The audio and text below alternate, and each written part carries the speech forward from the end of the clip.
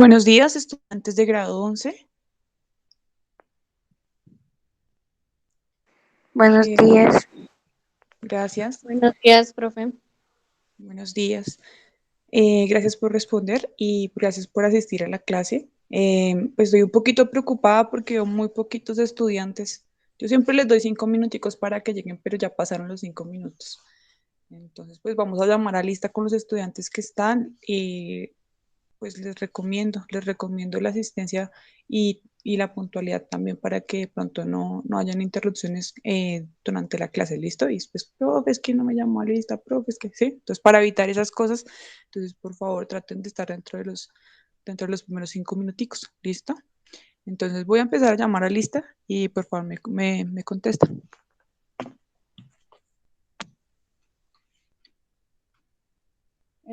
Ángela Almanza, Presente. Harold Barrera, no está. Eric Capera, tampoco. Daniel Cortés,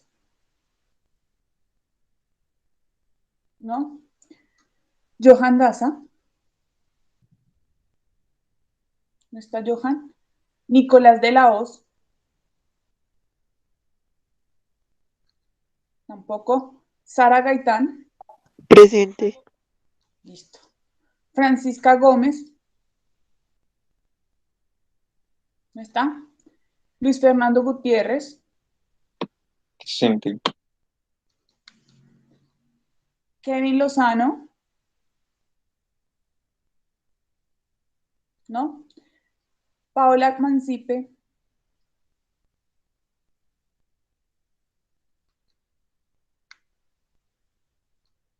tampoco está Paola. Valentina Martínez, Presente. Daniel Ortiz, ¿no? Luisa Fernanda Puentes, Presente. Andrés Felipe Saavedra, ¿no? Tampoco está. Valentina Santofimio, tampoco está. Lisette Soacha, ¿no? Sebastián Torres, Presente. Evelyn Baquiro, ¿no? Kevin Belandia, no está. Y Estefanía Vera,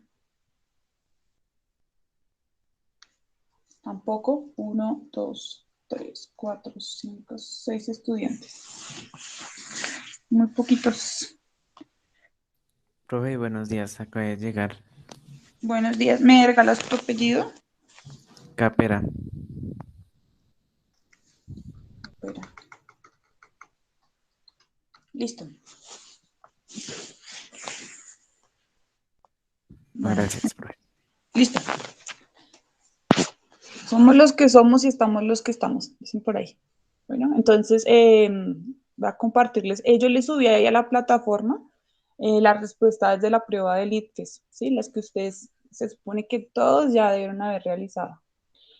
Entonces va a compartirles el archivito. Igual si lo quieren descargar, lo pueden hacer. Yo traté como de explicar un poquito a qué hacía referencia cada pregunta, como para poder explicarla un poquito mejor.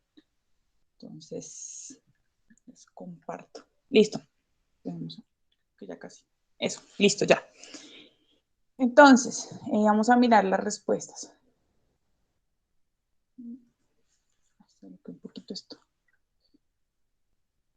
Bueno, entonces la pregunta 1 decía, se escogieron 4 personas que durante toda su vida consumían alimentos de los 24 grupos de alimentos en cantidades mucho más bajas de las necesarias, según se muestra en la tabla. Entonces dice que 4 grupos. Entonces ahí tenemos unas personas que consumían normal o bajo una baja cantidad en proteínas, en grasas, en harinas y azúcares y en vitaminas y minerales. Esos son los 4 grupos y ahí nos muestran cada personita cómo fue su alimentación, quién tuvo una alimentación normal y quién pues hubo deficiencia en su alimentación. ¿Listo? Bueno, ahí está, ahí pues normalito. Entonces luego nos dicen, pregunta 1, dice, de las siguientes, la opción que muestra correctamente la eficiencia presentada en estas personas con respecto a la disponibilidad de energía y al desarrollo de tejidos óseo y muscular es, ¿sí? Entonces nos preguntan por esas. Entonces ahora vamos a ver de esas 4 personas, ¿a quién tuvo deficiencia en su tejido óseo? ¿Quién tuvo deficiencia en su tejido muscular? Y quién en la energía que dispone. ¿Listo? Entonces, aquí la respuesta era la A, pero entonces vamos a mirar por qué la respuesta era la A. ¿Listo? Entonces, bueno, acá tenemos la pregunta. Entonces, y miramos, ahí les coloqué otra vez la tablita para poder estar ahí mirándola. Entonces, miremos qué decía luego la A. Él decía tejido óseo 1 y 4. ¿Listo? Entonces, bueno, vamos a mirar la persona número 1, qué alimentación tenía. Entonces, dice que la persona 1, la alimentación era baja en proteínas y baja en vitaminas y minerales. Bueno, las proteínas no afectan demasiado el sistema, el tejido óseo, ¿sí? O sea, no, la afectación no es tanta, sí, pero muy poca, la verdad. Entonces, pero también me nombran vitaminas y minerales. Entonces, miremos que tanto el 1 como en el 4, ambos, dicen que, primero dicen que de consumo de vitaminas y minerales en ambos casos fue bajo, ¿listo? Ahora miremos qué tienen que ver las vitaminas y los minerales acaso con el tejido óseo. Entonces resulta que nuestros huesos necesitan calcio, ¿sí? Necesitan calcio para poder liberar pues sustancias en el torrente sanguíneo, ¿sí? Entonces nosotros necesitamos siempre calcio. Entonces, tanto las cantidades de vitaminas como las cantidades de minerales que nosotros ingerimos nos permiten a nosotros a tomar de ahí entonces ciertas específicas vitaminas que son necesarias para nuestro sistema óseo. Entonces, una de esas que es muy importante, pues es la vitamina D y el calcio, ¿sí? Entonces, esas son las que hacen parte de ese grupo. Entonces, si nosotros no consumimos suficientes vitaminas y minerales, eso nos deteriora los huesos, ¿sí? Entonces, por eso a veces muestran que cuando uno ya se pone como viejito, entonces, digámoslo así, ¿no? Entonces nosotros ya nos dicen, es que tiene que tomar un suplemento, unas vitaminas o tiene que empezar a tomar calcio, ¿sí? Porque hay deficiencia en sus huesos, ¿sí? Entonces es muy peligroso porque de pronto una fractura más, pues se puede dar más fácil, ¿sí? Nosotros estamos más expuestos a eso y empiezan a generar de pronto dolores, molestias, porque se empiezan a desgastar más rápido los huesos, ¿sí? Entonces por eso la respuesta es esa, que cuando hay bajo consumo de vitaminas y minerales, entonces ahí se ve afectado nuestro tejido óseo, ¿listo? Entonces es por eso. Listo. Entonces miremos la otra, dice tejido muscular, dice que la persona número 1, entonces miremos que la persona número 1, bueno, hablábamos de que también lo de las vitaminas y los minerales, pero hay otro tema que tiene deficiencia en su alimentación y es en el tema de las proteínas. Es el único de las 4 personas que no comen suficientes proteínas. Entonces, ¿qué pasa con las personas que no comen suficientes proteínas? Pues que no tienen suficiente masa muscular. Y a medida que la persona siga reduciendo el consumo de esas proteínas, pues lo que va a pasar es que su masa muscular va a empezar a disminuir, ¿sí? Entonces, y esas personas pues van a tener también dificultades para hacer actividades físicas, ¿sí? Entonces, porque las proteínas además también ayudan a construir y a reparar los tejidos. Entonces, si también de pronto una lesión o algo así, entonces puede ser muy grave porque no tiene suficientes proteínas que ayuden de pronto a reparar eso esas heridas que se puedan generar, ¿sí? Por eso nosotros vemos, por ejemplo, que a veces las personas que les gusta, por ejemplo, verse muy musculosas, por decirlo así, entonces parte de la dieta que ellos deben consumir es proteína. Entonces eso es empiezan a bajarle a todas esas harinas, al azúcar y todo eso, y lo que empiezan a hacer es a comer mucha proteína para que les ayude a generar más músculo, ¿sí? Entonces, pues en músculo normal, ¿no? Porque cuando nosotros vemos ese músculo así enorme, exagerado, es porque ya toman otros medicamentos, por decirle así, que son los que le ayudan a empezar a formar todo ese músculo tan grande que nosotros vemos, sobre todo los fisiculturistas, que se ve muy común en ellos, pero es porque ellos toman otras cosas que les ayudan a generar eso. Pero digamos un cuerpo musculoso normalito, por decirlo de esa manera, entonces una persona que tenga una dieta que quiera ganar músculo, entonces lo primero que el nutricionista le va a decir es que tiene que empezar a aumentar el consumo de las proteínas y a bajarle a otras cositas, ¿sí? Para que pueda generar ese músculo, ¿listo? Entonces ahí por eso, entonces ahí sí podemos decir que sí, que la 1 estaría bien, que la persona número 1 tiene esa deficiencia porque no consume suficientes proteínas, ¿listo? Y ahora entonces nos preguntan por la energía disponible. Entonces tenemos que la energía disponible, 2 y 3, dice ahí. Entonces, 2 y 3, listo. Entonces miremos qué consume la persona número 2. Dice que consume bajas cantidades de grasa y la persona número 3 dice que consume bajas cantidades de harinas y azúcares. Entonces, ahí yo les puse ahí una imagen. Entonces, vamos a recordar que los alimentos tienen una clasificación, ¿cierto? Entonces, a nosotros nos enseñaron desde primaria que los alimentos se clasifican en constructores, reguladores y energéticos. Entonces, y como su nombre lo dice, energéticos, los energéticos son los alimentos que dan energía, ¿sí? Así, precisamente a eso se refiere. Entonces, ¿cuáles son los alimentos que hacen parte de los grupos energéticos? Los carbohidratos, el azúcar, los aceites y los frutos secos, ¿sí? Ahí como les coloqué ahí la presentación. Entonces, y resulta que esas dos personas que nos comentaban ahí, la número 2 y la número 3, dice que consumen poquito, o sea, bajas grasas, azúcares y harinas, ¿sí? Entonces, si miramos las grasas, entonces sí, las grasas sí hacen parte ahí porque nos nombran aceites, entonces hacen referencia precisamente a las grasas, ¿cierto?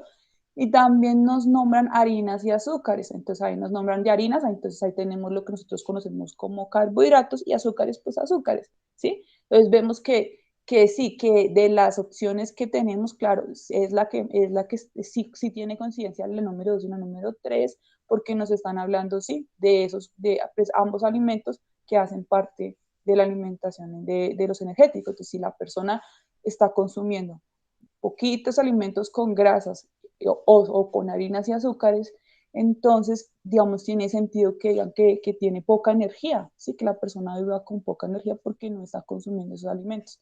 O sea, hay gente que, por ejemplo, dice, ay, es que yo ya no voy a comer carbohidratos y voy a dejar de comer azúcares y voy a dejar de comer un montón de cosas.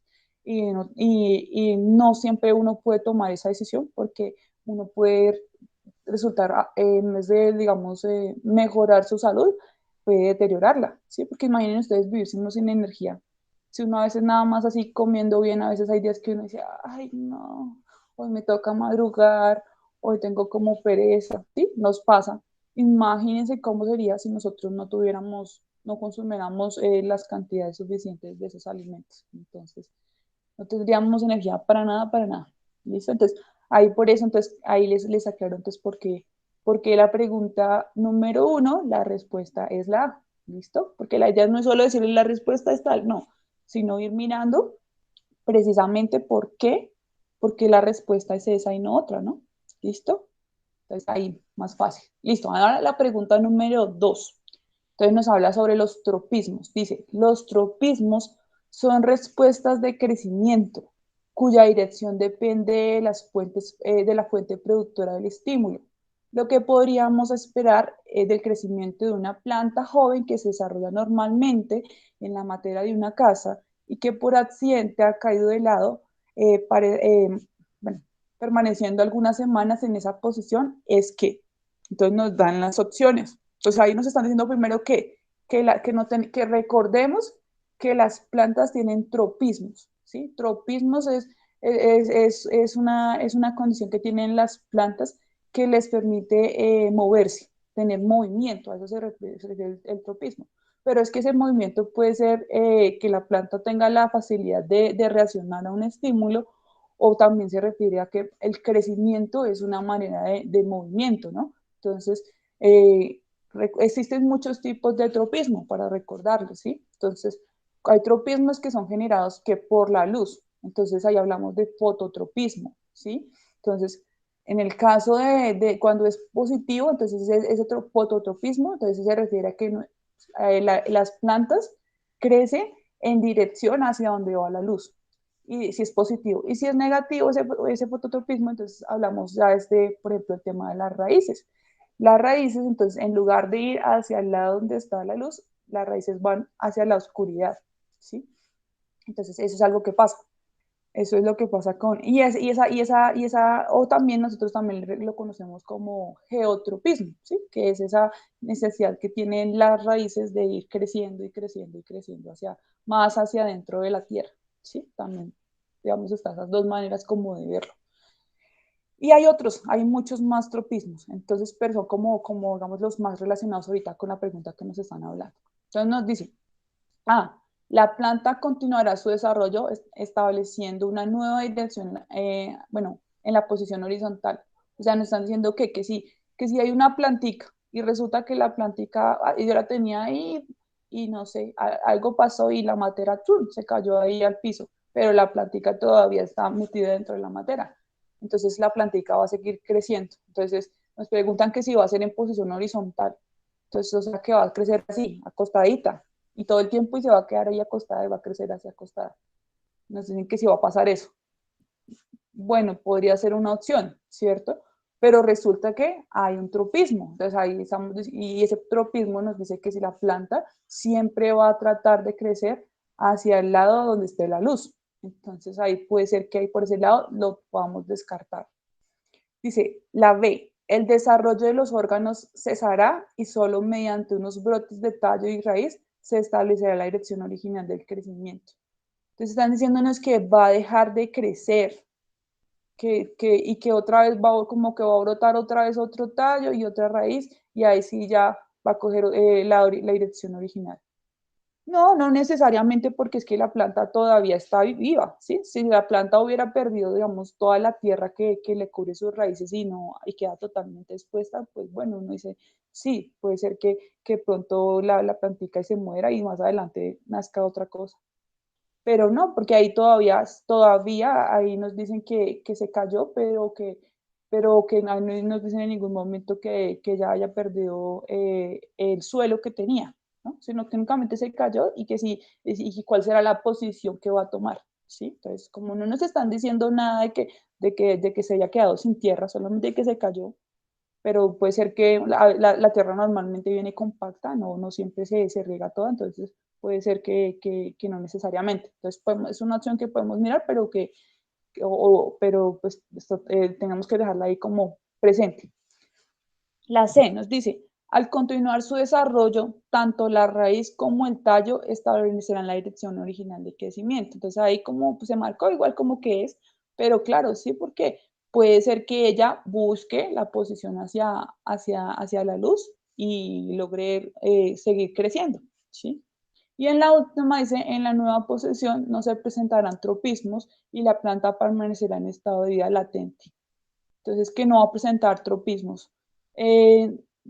Desde que la planta, las condiciones se den del suelo y del agua y de todos los demás nutrientes, desde que ella esté con vida, mejor dicho, los tropismos se van a seguir presentando, porque no hay nada que digamos, en ese momento le impida que ella pueda seguir creciendo. ¿Listo? Entonces, pues ahí la acción que, digamos, se aproxima más es esa, la de la C. Al continuar su desarrollo, tanto la raíz como el tallo establecen la dirección original del crecimiento. Entonces, aquí yo hice una explicación. Aquí está la imagen, mire, ahí está la imagen. Y ahí aparece la matera, miren, ahí está la matera, se cayó, todavía se ve que tiene tierra, que las raíces están todavía bien agarraditas de la matera. Y acá se ve que la planta Primero, pues tiene acá aquí se ve la parte inicial o la primera parte de esa plantica, tenía una posición, ¿cierto? Que era pues en la posición que se mantenía cuando todavía la planta no se había caído, ¿sí? Pero entonces ya después la planta empieza a buscar el sol, ¿sí? Entonces esa misma necesidad de ir a buscar el sol hace que cambie su posición. Entonces no se mantiene horizontal, sino que empieza a moverse y a tomar otra vez la posición que tenía. Eso generalmente pasa con todas las plantas. Por ejemplo, yo no sé si ustedes han visto, por ejemplo, a veces los árboles, hay árboles que se caen, pero a pesar de que se caen, tratan nuevamente de buscar, de agarrar sus raíces otra vez al suelo y buscan la manera de que sus ramas se mantengan elevadas ¿sí? hacia el sol. ¿Sí? Eso también pasa muchas veces cuando vemos que hay un árbol que se rompió en algún momento o que se cayó en algún momento. Eso pasa con frecuencia. Entonces, acá tenemos el tema del fototropismo. Entonces, el fototropismo corresponde a una respuesta del vegetal frente al estímulo luminoso. Entonces, sí, siempre que el sol estemos dando sus rayos, la reacción de la planta va a ser ir creciendo hacia donde están esos rayos. Entonces, por eso es la respuesta que más se acerca. Prácticamente todas las plantas tienen esa misma reacción, entonces por eso lo más probable es que suceda lo que está ahí en la imagen, que ella se vaya a buscar por su misma posibilidad de fototropismo, buscar ese lugar. Listo. Pregunta 3. Dice, las técnicas modernas de la biología molecular nos permiten reemplazar el núcleo de un óvulo fecundado por el núcleo de una célula somática de un organismo adulto. Al implantar este óvulo en el útero de una hembra de la especie, el resultado más probable será un organismo. Bueno, ahí les voy a hacer una pregunta y la voy a tener en cuenta como un punto positivo, si se la saben. Ahí cuando me hablan de eso, recuérdense que normalmente nosotros tenemos unas células que son somáticas y otras células que son sexuales, ¿sí? Las células somáticas son las que están en todo nuestro cuerpo, menos con excepción de las células sexuales, o sea, con excepción de los óvulos en el caso de la mujer y los espermatozoides en el caso del hombre, ¿sí? O sea, con excepción de esas dos células, todas las demás células de nuestro cuerpo son somáticas, todas. Y las células que no son somáticas, que son sexuales, pues son un grupo aparte y tienen un número diferente de cromosomas, ¿sí? ¿Cuántos cromosomas tiene una célula somática? ¿Quién sabe? ¿Quién sabe que quiera ganarse un puntico? No me ven aquí hablando sola porque no me gusta.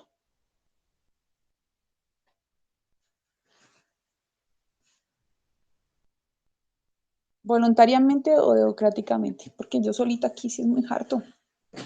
Imagínense, ustedes son los únicos, yo no sé por qué pasa con ustedes, los grandes, que son los únicos que no les gusta participar. Porque imagínense que hasta noveno todo el mundo pregunta. Antes uno tocaba, por favor, levanten la mano.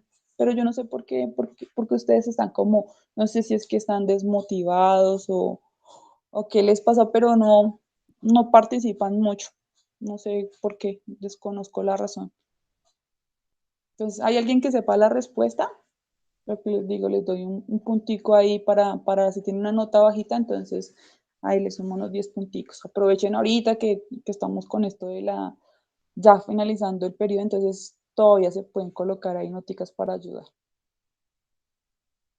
¿No? ¿Ninguno? Bueno, está bien, no les voy a rogar.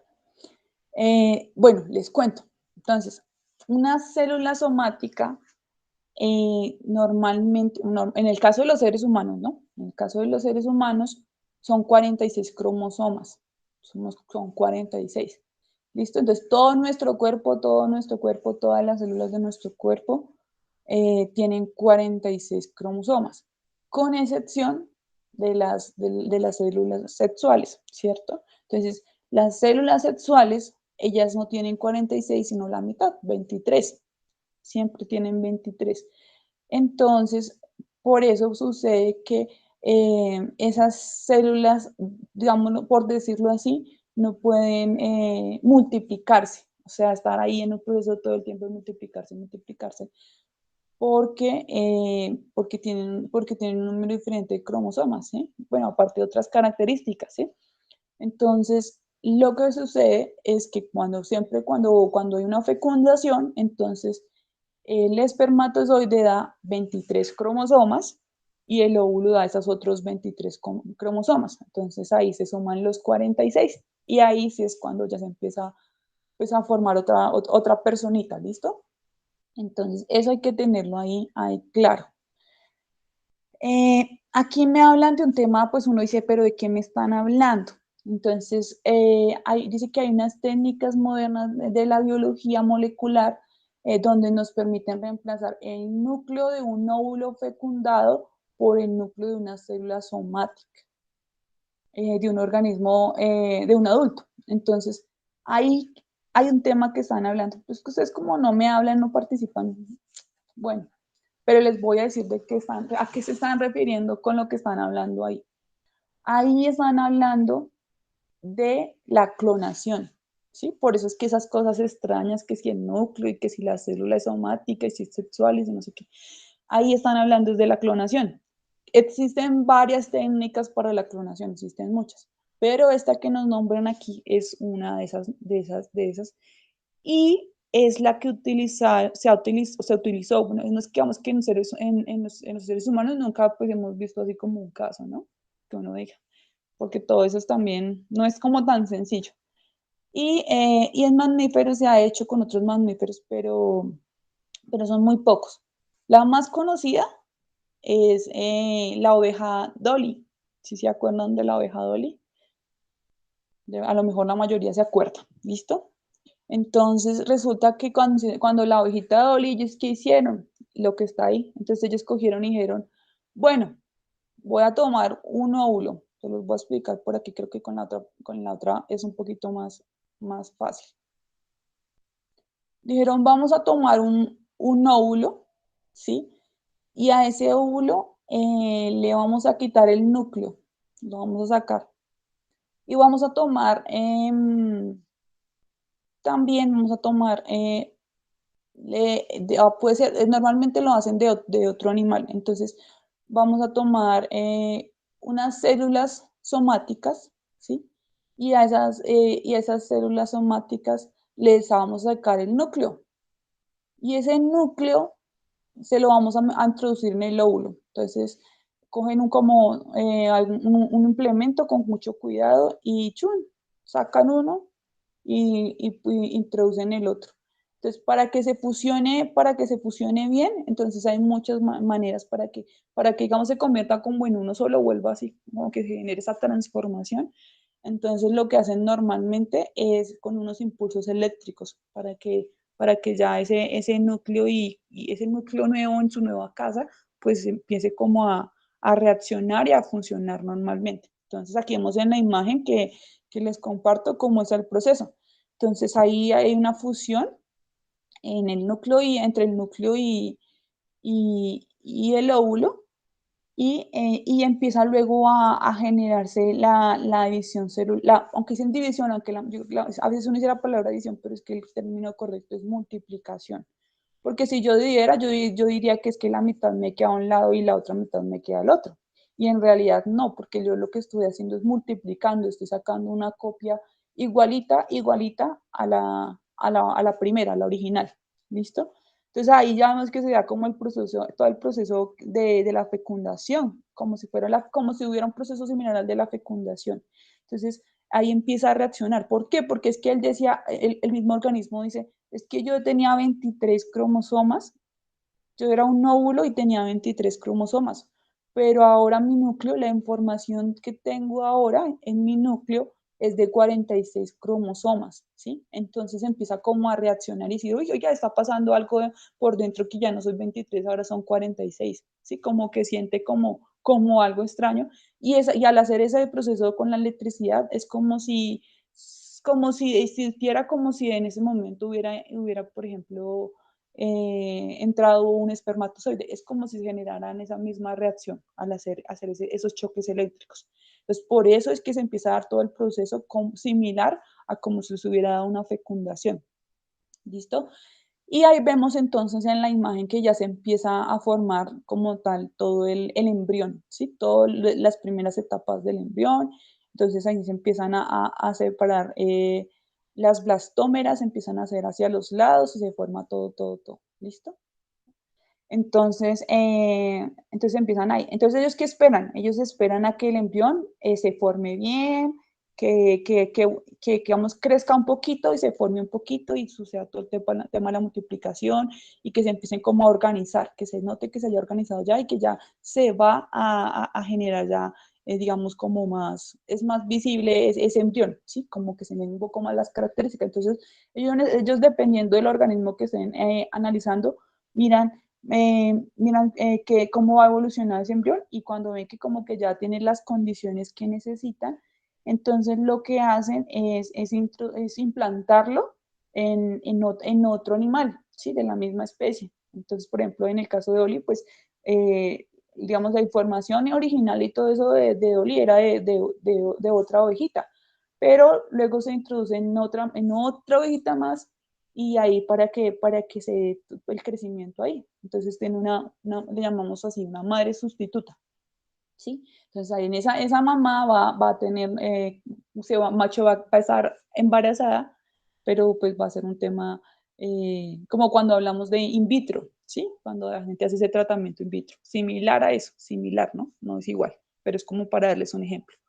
Entonces ahí va a estar ahí y se va a formar el embrión. Y al final entonces nosotros vamos a tener un animal que está ahí clonado y va a tener ciertas características, ¿cierto? Entonces acá nos preguntan que cómo son las características de ese animal que se va a dar. Entonces vamos a mirar qué opciones. Nosotros acá respondimos B, la respuesta es B, ¿listo? Entonces, ¿por qué? Porque primero me preguntan, con características tanto de la hembra como del donante del núcleo. Entonces resulta que no puede ser esa, que no puede ser que de la que donó al principio el núcleo y también de la que donó el óvulo. No, ¿por qué? Porque toda nuestra información genética, toda la información genética que tenemos nosotros está en el núcleo, ¿sí? O sea que del núcleo depende cómo vamos a ser nosotros. Las otras partes de la célula son importantes, sí, pero la información de cómo nosotros somos está en el núcleo, ¿sí? Ahí está toda la información. Entonces, la otra dice idéntico al adulto de donde se obtuvo el núcleo implantado. Entonces, sí, ahí con lo que yo les acabo de decir, yo les estoy confirmando que sí, que el núcleo de la información del núcleo implantado es la misma que se va a dar, ¿listo? Vamos de todas maneras a mirar las otras opciones a ver qué decían. Entonces, la otra decía, muy parecido a la madre que aportó el óvulo modificado. Entonces, no puede ser del óvulo porque el óvulo es como la casita donde llega a vivir, pero la información, donde está la información, lo que les decía, está en el núcleo. Ahí es donde está toda la información. Y la D dice con la mitad de la información genética de un adulto normal. Entonces, tampoco, porque los 46 cromosomas son del óvulo, perdón, son de la célula somática de la que se extrajo el núcleo, ¿sí? Entonces, no puede ser una información de mitad y mitad porque es que el 100% del núcleo se sacó, los 46 cromosomas se sacaron de ahí, ¿sí? Entonces no puede ser la mitad porque fueron todos. Entonces, por eso la respuesta es esa, la B. ¿Listo? Para que lo sepan. ¿Por qué fue esa? Listo. Entonces aquí yo les puse aquí como una información, yo igual esta presentación yo la subí ahí al Classroom, entonces si le quieren echar una leidita, ahí está como más, de pronto para que se acuerden, como para que está como la descripción un poquito mejor, entonces para que sepan cómo es. Aquí entonces les compartí un tema sobre la clonación, entonces Les voy a echar una leída de exactamente qué fue lo que yo encontré. Entonces dice, una célula somática es cualquier célula del cuerpo, excepto los espermatozoides y los óvulos.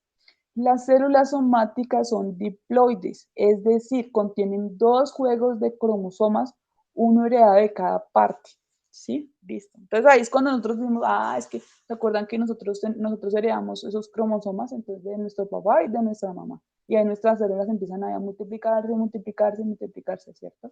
Entonces nosotros siempre vamos a tener información de ambos, ¿no? Hay cosas que nosotros tenemos, ustedes ya trabajaron, si ustedes son de 11, ustedes ya deben haber trabajado eso, el tema de la genética. Entonces se acuerdan que nosotros siempre nos decían, bueno, puede ser que su mamá sea rubia, pero pues usted no salió rubia o rubio, ¿sí?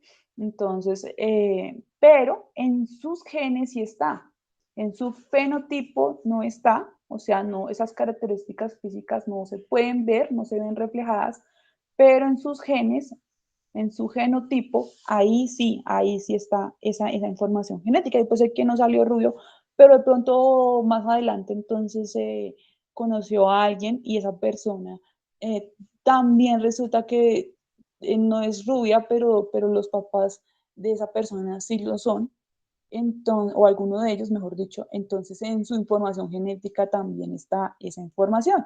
Entonces, o sea, en sus genes también está esa información, perdón. Entonces ahí puede darse, hay una gran probabilidad de que el hijo, que si van a tener hijos, pues que sus hijos sí tengan esas características de color de cabello. Lo mismo con los ojos y todas las demás características físicas que uno tiene, ¿sí? Entonces, así siempre funciona. Entonces, hay un tema de probabilidad, pero entre más características, digamos, genéticas uno tiene, pues respecto a cierta cosa, a cierto color de cabello, a ciertos ojos, pues más probabilidad hay de que esa persona tenga esas características. ¿Listo? Entonces, aquí para acordarnos aquí el tema de un poquito de genética. Entonces dice, ¿cómo se clonan los animales? Los investigadores extraen una célula somática madura de un animal que se desee copiar. Luego transfieren el ADN de la célula somática al animal, tomando un óvulo al que se le ha extraído su propio núcleo que contiene ADN. Los investigadores pueden incorporar el ADN de la célula somática al óvulo vacío de 2 maneras distintas. En el primer método, extraen el núcleo que contiene el ADN de la célula somática con una aguja y lo inyectan en un óvulo vacío. En el segundo método, usan una corriente eléctrica para unir la célula somática entera del óvulo vacío. Entonces están las 2 opciones. A veces sí lo hacen solo con la sola agujita y ya, inyectan y ya. Y a veces funciona de una vez. Pero otras veces entonces les toca más con un tema de electricidad para que se produzca esa fusión. ¿Listo? Ahí lo comentaba ahí. Dice, en ambos procesos se deja que el óvulo se desarrolle para convertirse en un embrión en las primeras etapas en el tubo de ensayo, ¿sí? Entonces ellos hasta que no vean que el embrión ya tiene las semanas que ellos consideran que son necesarias, entonces hasta ese momento ese óvulo que está ahí, que se está intentando clonar, mejor dicho, ese va a estar ahí en ese tubo de ensayo. Y luego pues cuando ya tenga el desarrollo que necesitan, entonces ahí sí ya lo implantan en una hembra. ¿Listo? Listo. Al final la hembra adulta da a luz a un animal que tiene la misma composición genética que el animal que donó la célula somática. ¿Sí? Entonces ahí nos están ratificando que la célula somática es la que va a dar toda la información genética, que ni va a afectar quién sea la mamá donde va a estar ese embrión, ni va a afectar el óvulo, sino que únicamente la información genética le va a corresponder a la célula somática. Entonces ahí nos dan el ejemplo de la oveja Dolly. Entonces, ahí el ejemplo de la ovejita Dolly. ¿Listo? Ya entonces, no sé si alcanzamos a mirar esta última. Venimos a ver qué alcanzamos de esta cuarta. Dice, en un bosque una especie vegetal es polinizada únicamente por una abeja, de tal forma que este insecto es el único medio que tiene el polen de las flores masculinas para llegar a los ovarios de flores femeninas. Si se siembran individuos de esas plantas en un sitio donde la abeja no existe, se esperaría que la reproducción de estos individuos se vieran afectados en ¿qué? Bueno, entonces me dan, nunca pueden reproducir flores. Produzcan flores femeninas, pero no masculinas. Produzcan flores, pero no produzcan semillas fértiles. Produzcan flores y frutos con semillas. Entonces ahí nos preguntan por esto. Entonces resulta que hay unas plantas que necesitan, digamos, ellas su contextura, o bueno, ¿cómo se llama? Sus características físicas, por decirlo así, pues son solo masculinas o son solo femeninas, así como hay plantas que tienen ambas características. Entonces aquí les comparto esta.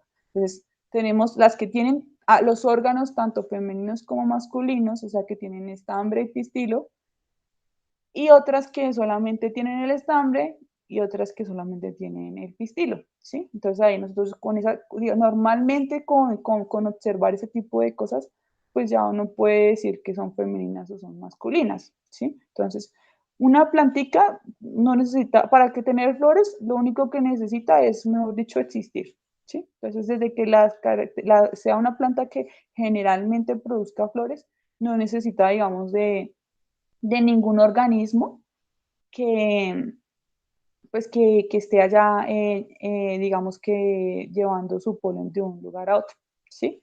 Porque ya la sola planta produce las flores. Pero si la planta necesita producir semillas, para que produzca semillas debe haber obligatoriamente polinización. Porque por eso es que nosotros, o bueno, esto siempre nos hablan, ay, que las abejitas son muy importantes para el planeta, porque claro, las abejas son muy importantes porque resulta que si no hay polinización, puede ser que la planta produzca flores, pero no va a producir frutos, por ejemplo, ¿sí? Porque, ¿qué es un fruto? O de dónde se salen, digamos, en la mayoría de los casos, ¿no? Porque no siempre es así. En la mayoría de los casos, para que se den esas semillitas o esos frutos, la flor tiene que transformarse, ¿sí? O sea que nosotros necesariamente la planta debe ser una flor, haber crecido la planta, haber tenido flores y esas flores empiezan a transformar. Y para que se transformen tiene que haber, así como en el caso de los seres humanos, una fecundación, ahí sucede lo mismo, tiene que quedar fecundada. Entonces la fecundación es la que nosotros, digamos, nace a partir de la polinización, ¿sí? Ese transporte de la abejita, del polen de una flor a otra flor, ¿sí? Entonces, las flores que tienen ambas características masculinas y femeninas, pues ahí no tienen ningún problema porque el mismo viento les ayuda a dispersar el polen. Pero las que no tienen eso, las que solo tienen o solo son masculinas o solo son femeninas, necesitan obligatoriamente que haya un animal que les permita, digamos, que esa facilidad de que el polen caiga dentro de la planta y así se produzca ese cambio dentro de la planta y se produzcan ya sea las semillas o los frutos. ¿Listo? Entonces, bueno, ya se acabó la clase porque son las 8. Entonces, la siguiente clase seguimos mirando las otras preguntas, pero de verdad necesito que participen más, chicos. Bueno, hasta luego. Chao, profe. Chao. Chao, profe. Chao, Chao, profe. profe.